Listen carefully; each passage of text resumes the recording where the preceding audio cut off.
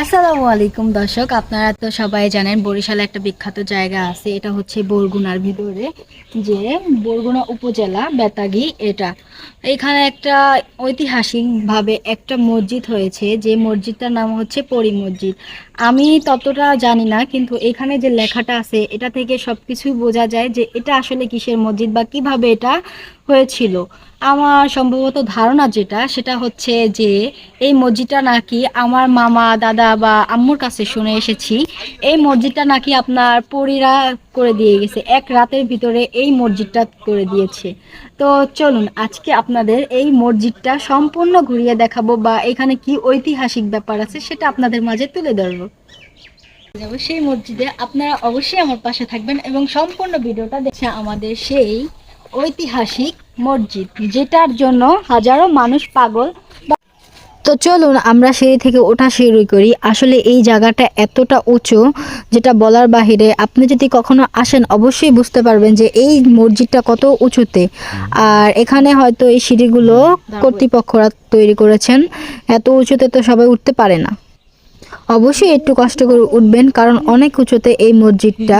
আপনি সামনে থেকে দেখলে মনে করবেন যে কতটা উঁচুতে, কিন্তু আপনি যখন হাঁটবেন দেখবেন ঠিক হয়ে গেছে। এই যে দেখছেন যে আমি এখন মসজিদের উপরে চলে আসছি।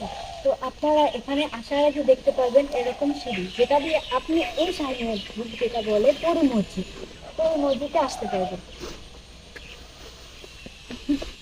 ভাবতেছেন যে আমি এখন বর্তমানে রয়েছি পরীর মসজিদে, যেটা পরীর ভালোবাসা, পরীর যত্নে, পরীর কষ্টে এটা হয়েছে। আর এখনো দেশের অনেক মানুষ, বরগুনা জেলার যারা আছে বেতাগী, তো তারা সবাই এই মসজিদটাকে সবাই অনেক ভালোবাসে, বা এখনো তারা বিশ্বাস করে যে এরকম একটা মসজিদ ছিল বা এর পরী দিয়ে গেছে। আসলে সত্যিকারের একটা বিষয় হলো ভালো লাগার যে জিনিসটা, যে এক রাতের ভিতরে এই মসজিদটা গাইবীভাবে এখানে এসে পড়েছে। তো প্রথম যখন হয়েছে তখনই সবাই বলেছে যে এটা পরীর গাইবী মসজিদ বা পরী দিয়ে গেছে। তো সবারই একটা পছন্দের হচ্ছে এই পরী মসজিদ। সবাই অনেক দূর থেকে আসে এই মসজিদটা দেখার জন্য।